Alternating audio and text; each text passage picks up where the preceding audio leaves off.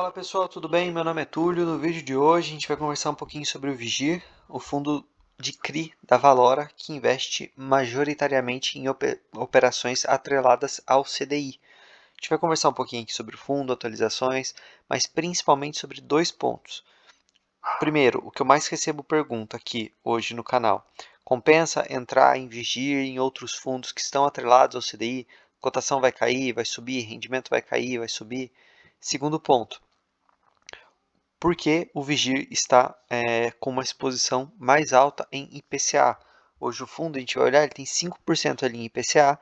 A gente sabe que a Valora tem como intuito ter dois veículos, o Vigir e o Vigip, onde fica bem claro que no Vigir vai ser a operação a CDI, né, a maior parte do fundo, e no Vigip atrelada a IPCA. Então, por que o gestor tem aqui uma exposição considerada alta, né, para o veículo Valora, em 5%? Vou conversar basicamente sobre esses dois pontos com vocês e as demais atualizações a gente vai vendo aqui ao longo do vídeo.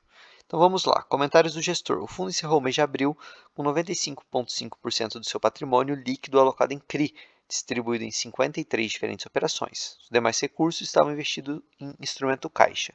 Então legal, quantidade boa de operação, bem diversificado. Ao longo do mês de abril, o fundo adquiriu 9,4 milhões em 3 operações, operações já existentes na carteira. Então, 5,6 no CRI São José, 2,8 no CRI AMF Saúde 2. Já falei para vocês estudarem esse CRI começa ali a ficar com uma exposição um pouquinho maior, ainda dentro do tranquilo, tá? E 1,1 milhão no CRI Verano 2. No vídeo passado ou retrasado, também comentei sobre essa operação. Lá atrás eu falei, acho que o fundo colocou um pezinho aqui nessa operação e nos próximos meses ele vai aumentar a exposição. E o fundo vem fazendo isso. Pois bem, o fundo então distribuiu 12 centavinhos por cota, equivalente a uma rentabilidade líquida com base no valor da cota patrimonial no final de março de CDI mais 4,65. Então, valor interessante, né? Nos últimos 12 meses, a rentabilidade aqui do fundo foi de CDI mais 2,94% ao ano. Então, aqui é o primeiro ponto que eu quero pausar para conversar com vocês sobre essa questão de manter o investimento em Vigir, em fundos atrelados ao a CDI ou não. Pessoal, pelo menos esse é o meu modo de investir, tá? Pensar no longo prazo. Então, eu tenho aqui uma carteira de fundos imobiliários, eu tenho uma fatia dela investida em tijolo e uma fatia dela investida em fundos de papel, tá? Aí vai variar a porcentagem de cada um. Vamos falar só da fatia em fundos de papel. Dentro dessa fatia de fundos de papel, eu defino quantos fundos eu quero ter. Dentro desses fundos que eu quero ter, eu vou definir quanto que eu quero de exposição em CDI e quanto que eu quero de exposição em IPCA. Então, vamos supor que eu quero metade metade. Tudo bem, dentro desses fundos, vamos dar um exemplo aqui, 4 fundos, eu quero 50% em cada. Eu vou olhar cada carteira, se eu tenho um fundo que tem 100% IPCA, o outro 50% IPCA, o outro 75% IPCA, eu vou ter muito mais IPCA. Então, compensa eu ter um quarto fundo só CDI. O que eu quero dizer aqui para vocês?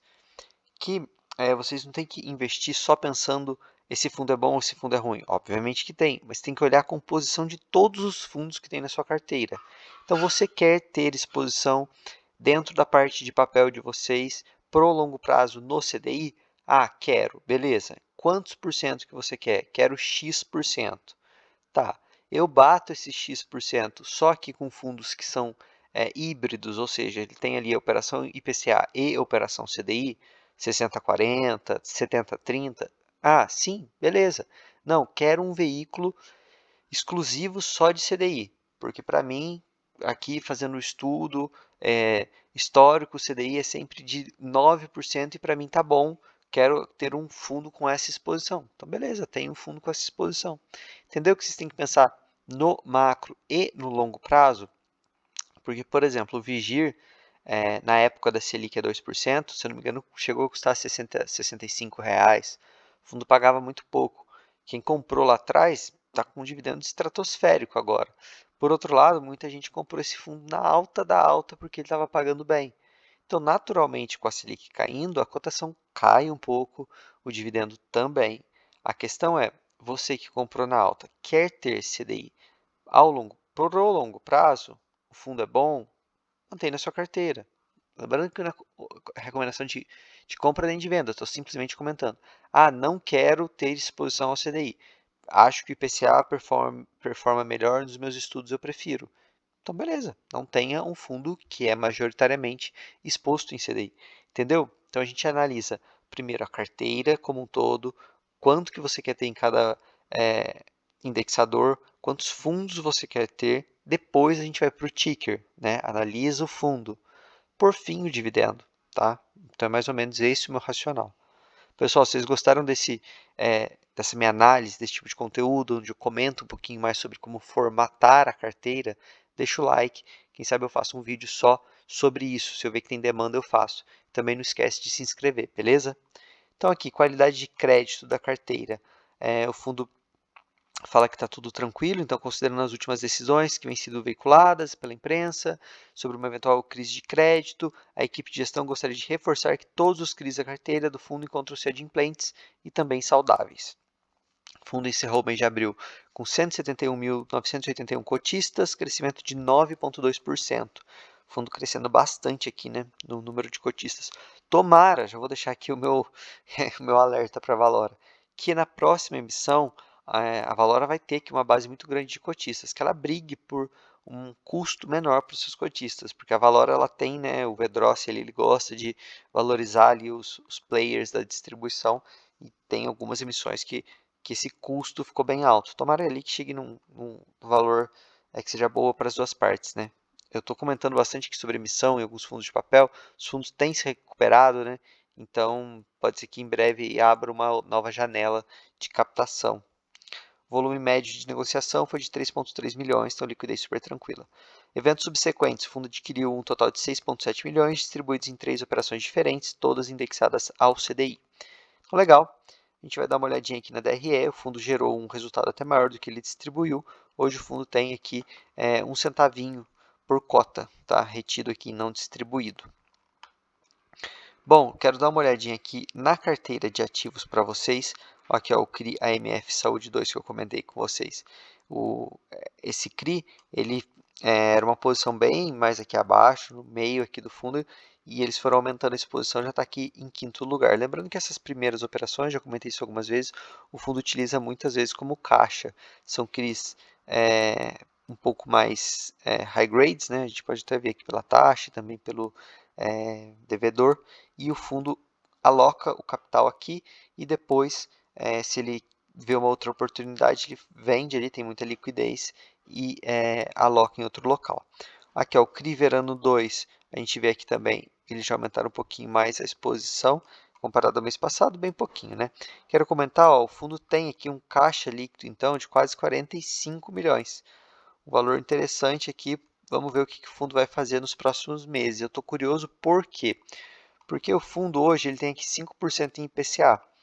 Eu não me lembro do fundo, tirando ali com a Selic muito baixa, que o fundo pode ter feito algum movimento para tentar melhorar um pouco o rendimento, desse fundo tão alocado em IPCA, principalmente no momento de CDI tão alto. E por que eu acho que a gestão está fazendo isso? Porque como todo mundo, né, aí está procurando operações a CDI, indexadas ao CDI, a gente tem visto alguns players, né, devedores, indo buscar dinheiro do mercado e a taxa está ficando muito boa, muito interessante. Então o risco-retorno está ficando muito favorável ao credor, porque a gente tem um devedor muito bom, com um risco de crédito muito bom, aceitando pagar uma taxa muito boa para atrelar a operação no IPCA. Eu não estou nem falando aqui do CRI Semara em si, mas talvez a gente veja o fundo aqui aumentando um pouquinho mais a exposição em IPCA, justamente porque estão surgindo, até surgiu um pouco mais aí no passado recente, oportunidades muito boas nessa relação risco-retorno no IPCA. Quem quiser entender um pouquinho mais sobre isso, fiz um vídeo aqui no AFHI. Deve ter 2 meses esse vídeo, tá? Só pesquisar aqui no canal o segundo vídeo aí, mais antigo, onde o gestor comenta bastante sobre isso. Eles estavam buscando operação CDI, só que o mercado estava dando oportunidades muito boas no IPCA.